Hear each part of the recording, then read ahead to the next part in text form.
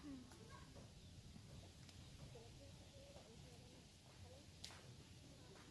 untuk materi tentang upaya penyerapan air, di sini siapa yang tahu tentang pengertian air?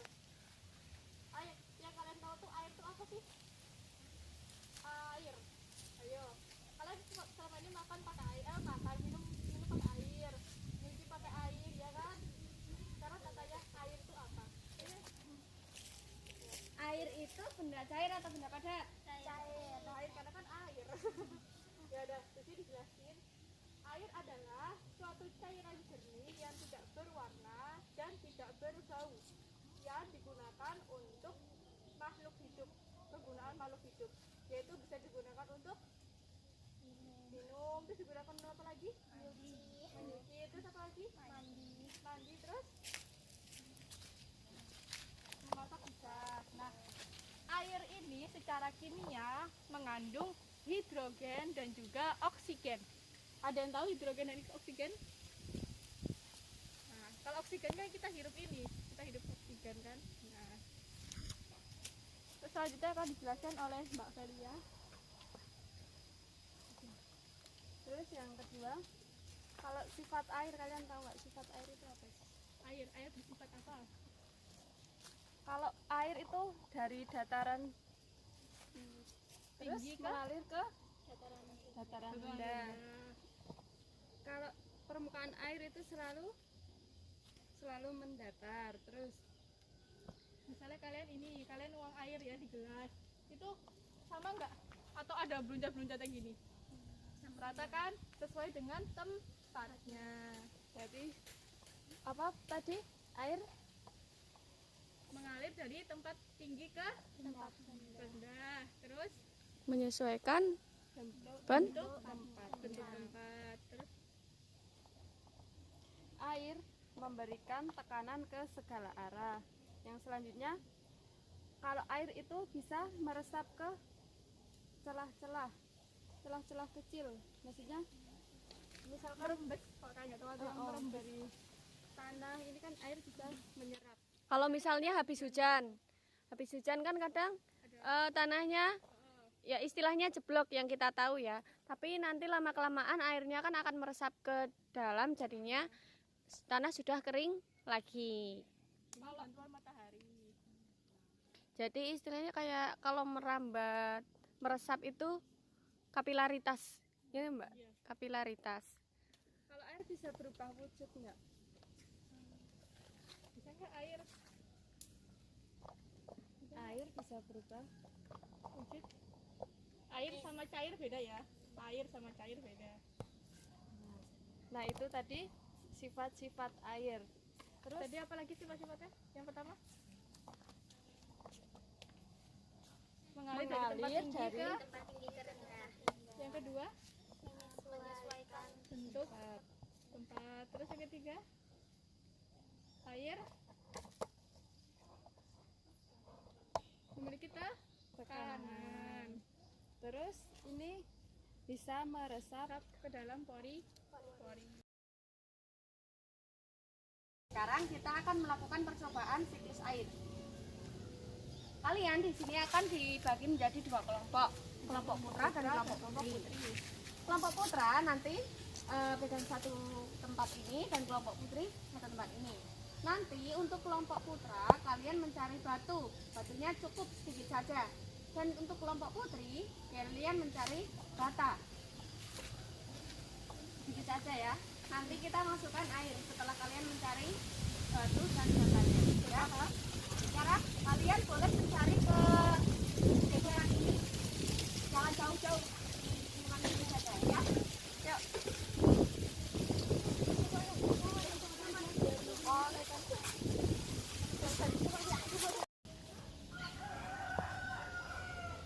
Baik, kita akan melakukan percobaan siklus air. Di tangan kalian masing-masing kan sudah ada batu ya. Ada batu bata sama batu biasa. Terus di sini ada tempat ya, tempat dua nanti untuk meletakkan batu sama meletakkan batu batanya. Terus ada juga air. Nah, untuk langkah-langkah percobaan siklus air yaitu yang pertama, kalian siapkan air, batu bata dan bongkahan-bongkahan batu serta wadah. Yang kedua, nanti pada satu tempat ini yang batu diisi batu untuk kelompok putra. Untuk yang kelompok putri kalian isi batu bata. Paham? Nah, untuk langkah ketiganya yaitu nanti kalian memasukkan air, menuangkan air ya, secukupnya aja sampai garis ini aja, nggak usah penuh-penuh ya. Nah, nanti kalau sudah, kita tunggu kira-kira 1 jaman ya, apakah nanti hasil dari tempat ini tuh ada perubahan tingkatan airnya atau tidak.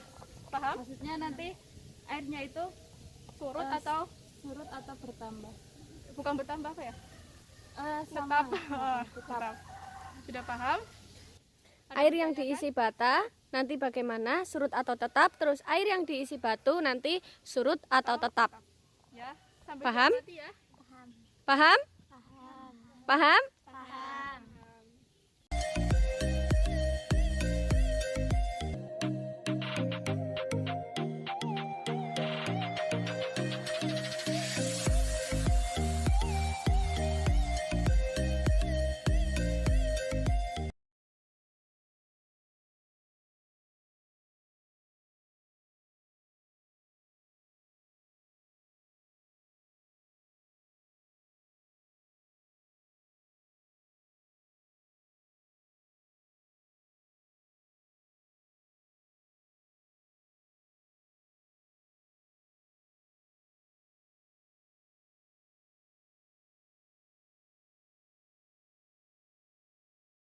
Atau isinya batu bata?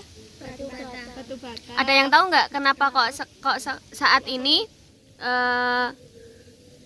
air dari batu bata ini surut? Ada yang tahu? Berkurang. Karena? Bata dibuat dari tanah Terus Dan tanah bersifat serap menyerap air. air. Kalau untuk batunya ini hasil percobaannya airnya tetap atau bersurut? tetap Karena apa? Ada yang tahu? Karena apa? batu tidak bisa menyerap air. Iya, betul. Sekarang tahu ya perbedaannya? Batu ya, nggak bisa mengecil, nggak bisa. Udah tetap aja segitu. Udah tahu kan bedanya?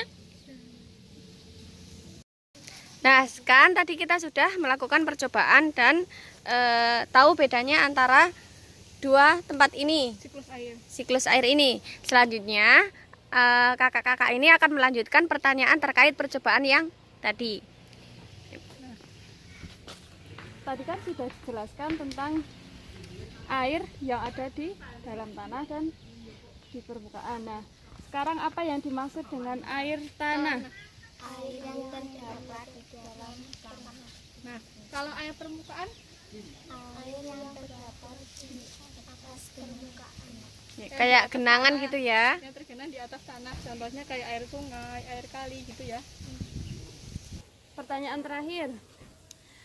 Dari kalian tadi sudah melakukan percobaan, manakah yang menunjukkan terbentuknya air tanah yang ada di ini botol ini?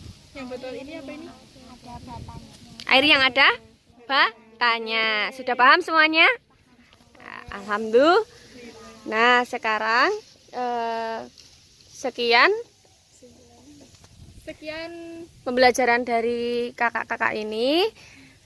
Selanjutnya ada kesimpulan. Pada pembelajaran kita kali ini yaitu yang pertama tadi ada siklus air, pengertian siklus air, yaitu tentang air. Air adalah suatu cairan itu yang tidak berbau, tidak berwarna, dan mengandung zat kimiawi seperti hidrogen dan juga oksigen. Yang kedua, terus tadi sifat air. Ada apa aja tadi? Air Mengalir mengalir dari tempat tinggi ke tempat rendah. Terus air menyesuaikan bentuk tempat sama membuat tekanan. Terus yang ketiga, tadi kita sudah melakukan percobaan ya, percobaan siklus air. Tadi air yang surut mana? Air ada batunya atau air yang batu bata? Air ada batu batanya. Karena Tanah bisa menahan air. Karena batu bata terbuat dari tanah, dan tanah itu mudah terserap oleh air. Jadi sudah paham tentang materi kita